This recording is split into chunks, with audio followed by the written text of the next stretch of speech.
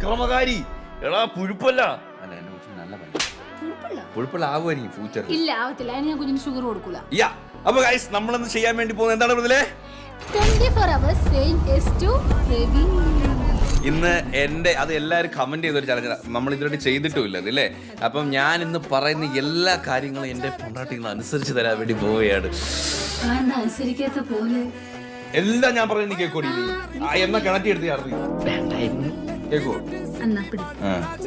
ഓ over ആവല്ലേ നീ.